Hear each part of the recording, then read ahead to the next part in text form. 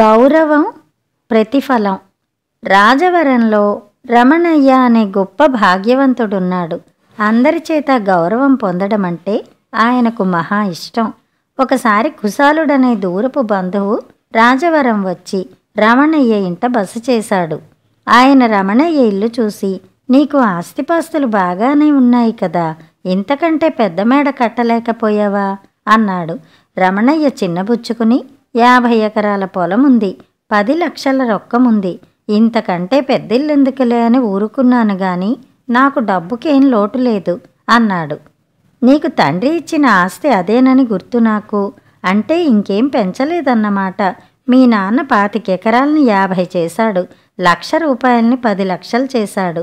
అయినా అందరికీ అలా పెంచడం చేత కాదులే అన్నాడు కుశాలుడు.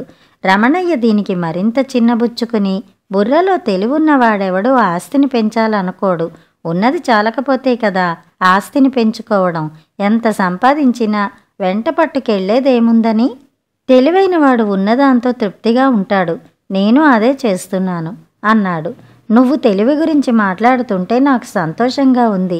నీకున్న తీరుబడిలో ఏ ఏ విద్యలు నేర్చావో చెప్పు అన్నాడు కుశాలుడు. విద్యలేమిటి? రామాయణం, భారతం పూర్తిగా చదివాను. కూడికలు, తీసివేతలు నిద్రలో అడిగినా చేస్తాను. భగవద్గీతలో 100 శ్లోకాలు తలకిందులుగా అప్పచెప్పగలను. ఇంకా విద్యలేమిటో నాకు తెలియదు అన్నాడు రమణయ్య. విద్యలంటే నా ఉద్దేశం, కవిత్వం చెప్పగలవా, సంగీతం పాడగలవా, బొమ్మలు గీయగలవా, నీకై నువ్వు స్వంతంగా ఏదైనా సృష్టించగలవా అంటూ కుశాలుడు ప్రశ్నల వర్షం కురిపించేసరికి బిక్కమొహం పెట్టి తనకవేమీ రావన్నాడు రమణయ్య. అయ్యో, ఇంత ఆస్తి ఉండి, బుర్రలో తెలివుండి, ఊరు పేరు లేకుండా ఉన్నావా? నాకెంతో బాధగా ఉంది అన్నాడు కుశాలుడు రమణయ్యపై జాలిపడుతూ. నా గురించి ఇన్ని చెబుతున్నావు, నీ సంగతేమిటో చెప్పు, నువ్వేం చేస్తున్నావు అంటూ రమణయ్య ఎదురు ప్రశ్నలు వేశాడు. నేను దేశ సంచారం చేస్తూ అందరికీ మంచి చెడు చెబుతుంటాను. దేశం బాగుపడాలంటే పేదరికం తొలగాలి, పేదరికం తొలగాలంటే ప్రజల ఆలోచనల్లో మార్పు రావాలి, ఆ మార్పుల కోసం మనలాంటి వాళ్ళు పూనుకోవాలి అన్నాడు కుశాలుడు. మన మాటలు ఎవరు వింటారు అన్నాడు రమణయ్య. వినడానికి లలిత కళలను ఆశ్రయించాలి, మాటలతో వినేవాళ్ళకి పద్యాలు చెప్పాలి, పాటలతో వినేవాళ్ళకి సంగీతం వినిపించాలి, జనం కోసం నాటకాలాడాలి, బొమ్మలు వేయాలి, ఎన్నో చేయాలి. అందుకే నేను నిన్ను వివరాలు అడిగాను అన్నాడు కుశాలుడు. నీవేం లలిత కళలు నేర్చుకున్నావో చెప్పు అన్నాడు రమణయ్య. నాకేముంది, అటు ఆస్తి లేదు, ఇటు పాండిత్యం లేదు, అన్నీ ఉన్నవాళ్ళని ఆశ్రయించి పట్టుకుని పరోపకారానికి ప్రేరేపిస్తున్నాను అన్నాడు కుశాలుడు. నిజానికి నేను నిన్ను చూసి జాలిపడాలి. ఈ రోజుల్లో ఉన్నవాడికే గౌరవం. నాకు ఊరు పేరు లేదనుకుంటున్నావు కదా, పద ఒకసారి మా ఊళ్ళో తిరిగొద్దాం అంటూ రమణయ్య కుశాలుణ్ణి తీసుకుని గ్రామ సంచారానికి వెళ్ళాడు. దారిలో ఒక రైతు రమణయ్యకు దండం పెట్టి వెళ్ళాడు. రమణయ్య గర్వంగా, అతడికి నేను పంట తోలుకుందుకు ఎడ్లబండి ఊరికి ఎరువిచ్చాను, అందుకని నేనంటే చెప్పలేనంత గౌరవం అన్నాడు. కొంత దూరం వెళ్ళాక ఒక గృహస్థు వీళ్ళని లోపలికి పిలిచాడు. ఆ గృహస్థు కూతురు రమణయ్య 2 పాదాల్ని చేతులతో తాకి దండం పెట్టింది. అక్కడి నుంచి బయటపడ్డాక రమణయ్య ఆ అమ్మాయి పెళ్లికి 1000 రూపాయలు తక్కువైతే వడ్డీ లేకుండా అప్పిచ్చి ఆదుకున్నాను. ఆ ఇంట్లో వాళ్ళకి నేను దేవుణ్ణి అన్నాడు. అలా మరో 4-5 అనుభవాలయ్యాక ఇద్దరూ తిరిగి ఇంటికి వెళ్ళారు. కుశాలుడు రమణయ్యతో, నీ ఆస్తి పెరగడం లేదంటే అందుకు కారణం తృప్తి కాదు. నీ ఆదాయం ఖర్చు సరిసమంగా ఉన్నవి. నీలో శక్తి ఉంటే ఇంతకింత సంపాదించు, లేదా 4 విద్యలు నేర్చుకో. అప్పుడే నువ్వు ఇతరులకు సరిగ్గా సాయపడగలుగుతావు, ఊరు పేరు ఉంటుంది అన్నాడు.